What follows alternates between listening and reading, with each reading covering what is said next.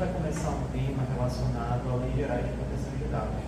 Essa Lei Geral de Proteção de Dados vai ser relacionada principalmente com essa justiça e equidade no processos administrativos no âmbito acadêmico.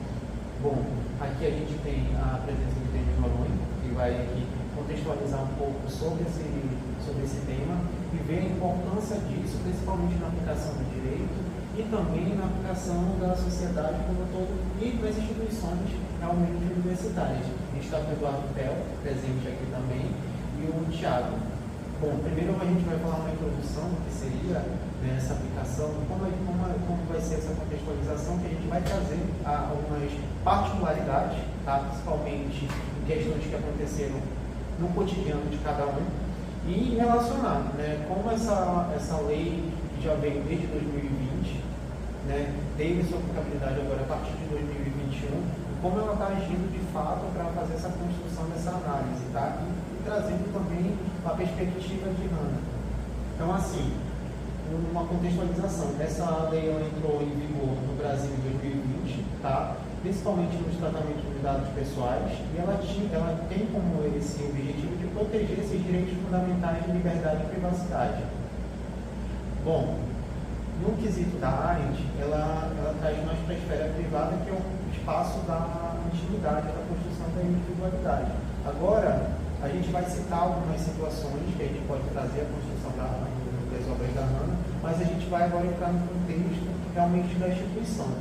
Eduardo, quando você fez aqui seu processo na UEA, como é que aconteceu? A gente sabe que a Lei Geral de Proteção de Dados, ela tem que dar um mecanismo de defesa para as pessoas. Como é que foi esse teu processo quando você fez sua inscrição? Como é que foi o teu processo quando você fez a matrícula? Como você assinou algum tipo de documento? Como é que foi? Explica um pouquinho mais sobre essa sua vivência, desde quando você entrou na instituição UEA, para a gente ver como é que está funcionando a questão da LGPD. Bom, boa noite. Boa noite, Thiago. Boa noite, Denis. Quando eu entrei na faculdade, eu entrei antes da Lei de Proteção de Dados entrar em vigor.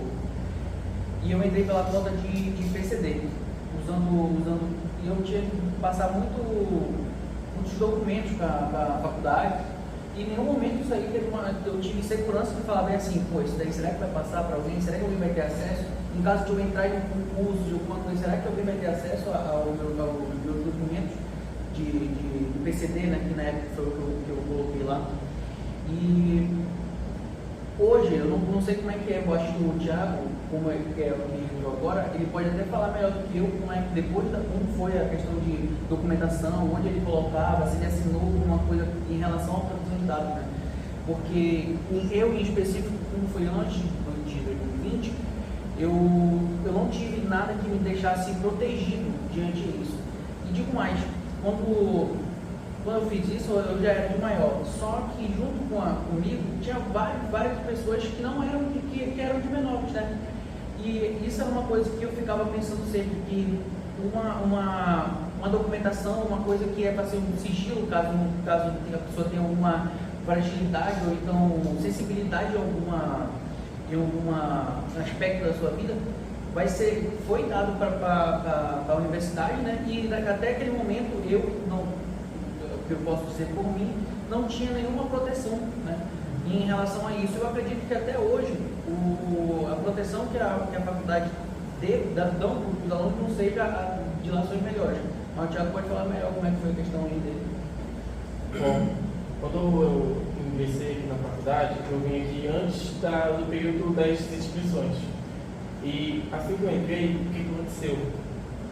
Uma moça atendeu a gente, falou dos documentos que ia precisar e tudo mais, e até tudo certo. Eu até estranhei um pouco com os documentos ali, porque qual a necessidade de uma instituição como a UEA ter acesso a esses tipos de documentos? E eu trouxe eles no seguinte, quando eu vim aqui. Bom, e foi só uma moça que nos atendeu. Até hoje eu não sei o que ela era direito, não sei se ela era atendente, aluna ou então alguma professora, alguém que participava do grupo docente, enfim. E o que aconteceu? Eu entreguei os documentos, eu preenchi alguns papéis, assinei, aquela assinatura pode ter sido para consentir, né, que o uso dos meus dados e tudo mais, e foi isso. Bom, você falou que você não sabia quem era a pessoa. Em nenhum momento a pessoa se identificou. Qual era a função dela? Ela pediu para você assinar algum termo, dizendo como é que ia ser esse tratamento de dados, Thiago? Pediu, sim, só que ela não explicou. Então, mas você assinou um termo que os dados que você tinha, que você estava tendo uma documentação. Né? Qual foi o tipo de cota que você entrou? eu entrei pela cota de pardo e curto. Certo. Mas teve alguma situação que você viu outras pessoas que entram como baixa renda, que entregar extrato bancário, entregar outros dados pessoais, que realmente precisou elas terem que entregar um termo de responsabilidade, porque a gente vê assim, que a LGPD, né, ela envolve principalmente a questão da responsabilidade e tratamento ético. Isso é muito referenciado nas obras de Hannah Arendt, que ela justamente ela cita essa questão de responsabilidade e essas estruturas impessoais dessas movimentações, que a gente pode fazer essa alusão junto ao LGPD. Aí a minha pergunta é o seguinte: você viu situações que a própria Secretaria de no momento que você estava fazendo a sua matrícula, que eu acredito, você viu outras pessoas entregando extratos bancários, alguma coisa assim, e você acha que a instituição hoje, como o EA ou qualquer outra instituição pública, ela tem essa proteção para garantir realmente aquela fidelidade dos dados para elas não serem vazadas? Bom, primeiramente, eu não vi, mas eu tenho um relato de um amigo meu que passou na cota de baixa renda e eles não fizeram um pedido especificamente do extrato bancário, mas eles pediram a renda que aquela família tinha e outros dados que eles solicitaram. Sobre qual foi a outra pergunta? A outra pergunta foi a questão de você justamente se sentir seguro com os dados que você está apresentando para a instituição. Isso. Como eu perguntei, qual a relevância de entregar esses dados para essa instituição? Isso que eu fiquei me perguntando.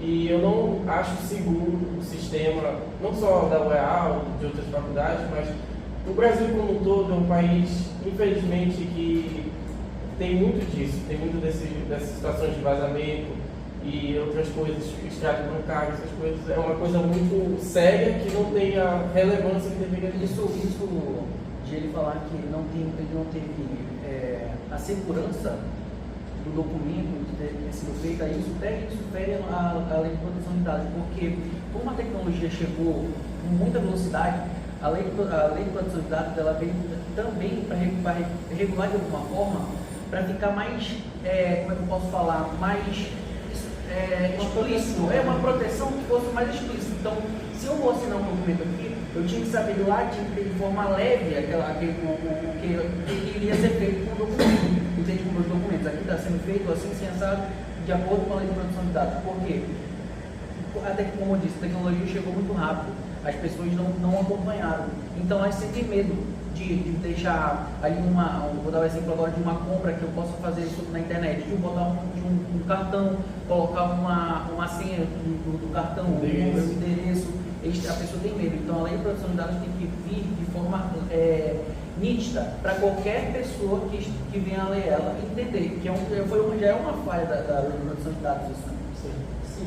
Quando a gente também envolve assim, algumas instituições, principalmente instituições federais, o que eles estão fazendo, né, a priori? Eles estão agora pegando o registrado dos alunos. O que seria esse registrado? É um relatório ali que você puxa pelo Bacen que sai todo com a movimentação financeira de todas as instituições, PIX e tudo. E isso está sendo passado para as instituições. Isso é um perigo, porque vocês acham que essa proteção está sendo feita de forma eficiente? Será que é a mesma proteção que uma instituição financeira está fazendo na sua conta? Com certeza não.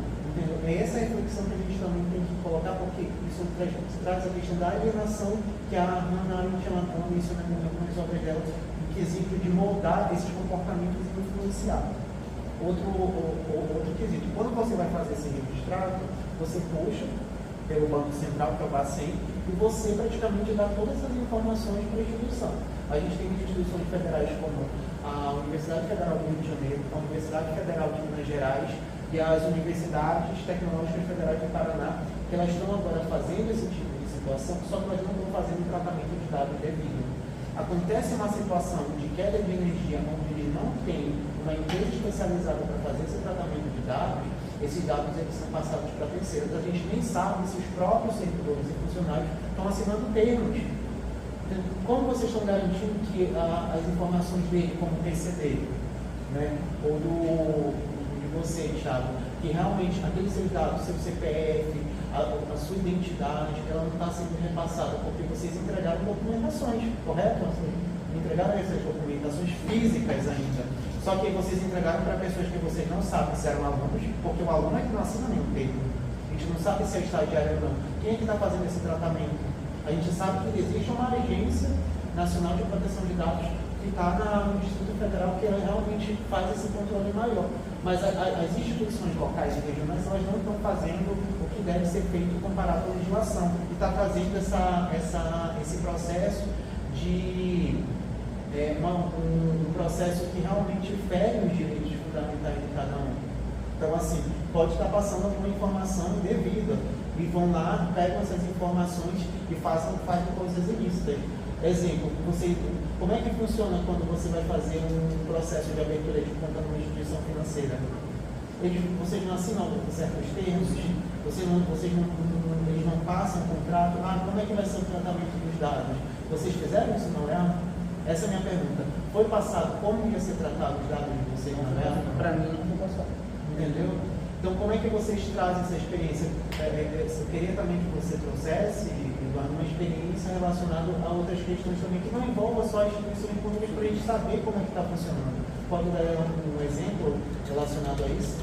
Pode ser na vida pessoal, entendeu? Eu posso dar o exemplo também de quando a gente vai comprar um carro. Quando a gente vai comprar um carro, a gente tem que passar uma série de informações que vai ser usada não só pela concessionária, mas também com os bancos. Eu fui comprar antes um pouco de 2019 também, eu fui comprar um carro e eu lembro muito bem de um problema que eu tive. Eu dei meus dados para uma concessionária, todos os meus dados, e falei com o WhatsApp, Facebook com eles, e a minha movimentação no meu celular, por conta da minha movimentação no meu celular, aquela concessionária em específico ficou meses entrando em contato comigo. Todo o tempo. Eu não sei se aconteceu isso com vocês, mas provavelmente já, de você entrar em contato com alguém e aí de alguma empresa e ficar mandando todo o tempo mensagem para vocês, ficar mandando notificação, anúncios, tudo isso também está dentro da lei de proteção de dados, né? E o que acontece? Eu tive esse problema e hoje, até hoje eu tenho esse problema quando eu entro num local de uma concessionária, de uma empresa qualquer de vendas, que fica mandando anúncio e tudo mais. Isso também está dentro da lei de proteção de dados, né? No meu cotidiano, é uma coisa que eu acho que está no cotidiano de todo mundo, essa nossa movimentação no nosso celular. Outro ponto que a gente pode reforçar aqui é principalmente naquele quesito quando a gente envolve pessoas com deficiência. Nem todas as pessoas com deficiência elas querem que as suas informações sejam explicitadas, elas gostam da intimidade e privacidade, que é um direito fundamental que elas têm esse direito de gozar. Só que assim, como é que está sendo feito isso de fato? Como é que eles estão fazendo esse tratamento de dados? Né? Simplesmente a gente vê que alguns servidores estão pegando essas informações e passando para os estagiários seguindo da assinatura de termos. Então, isso pega o direito fundamental e fragiliza a instituição pública, porque gera um passivo judicial. Então, assim, agora relacionando a outra perspectiva de Hannah, é principalmente na crítica à tecnocracia e à alienação. Aqui eu vou citar uma situação que ela critica essa ideia de que decisões elas podem ser delegadas, né? Tanto especialistas ou máquinas sem essa participação não. Mas quando a gente vai trazendo um contexto realmente da lei de proteção de dados, isso leva a essa nossa questão de reflexão. Será que de fato estamos aceitando passivamente a vigilância digital por não entendermos o sistema? Ou qual é essa alienação digital? Ela nos afasta ou não desse controle? Entendeu? Sobre a nossa própria vida. Então é justamente deixar esse paradigma de realmente, será que nossos dados, eles realmente estão sendo de forma eficiente? Porque a gente vê que não está acontecendo. Principalmente instituições, elas estão usando, principalmente no que eu sei que é um sistema eletrônico, justamente para tentar Então a gente pode trazer aqui, eles usam o sistema de informação para realmente colocar umas instruções normativas que não condizem com a LGPD. Então estão fugindo totalmente dessa perspectiva. Então acaba fragilizando muitas instituições, fragilizando principalmente essas pessoas que realmente estão com seus direitos atingidos por essas questões. Então assim, quando vocês passam por essas questões assim, que envolveram esse processo desde a entrada, como é que hoje os nossos dados estão sendo trabalhados? Aqui, hoje, como aluno da instituição, né, a gente vê que de fato está sendo protegido, porque a cada dia a gente está colocando um dado novo. Todos os dias a gente está colocando um dado novo. Às vezes a instituição ela vem com uma instrução normativa da própria instituição e vai pedir alguma coisa nova e a gente está lá colocando como é que eles não estão fazendo o tratamento correto, como é que eles não estão contratando uma empresa especializada. Então essa é a nossa reflexão. Então é muito fácil, né? Exatamente. Então assim, para a gente encerrar esse episódio, principalmente sobre essa questão de LGPD, também associando algumas situações que a gente pode trazer os pensamentos reflexivos da Ana, é justamente isso, é a gente criar esse senso crítico, criar essa questão de que não existe uma solução de fato imediata, mas a gente pode sim fazer as cobranças necessárias para a gente ter os nossos direitos garantidos. Então eu agradeço aqui a participação do Eduardo, do Theo e do Thiago. Aí a gente finaliza nosso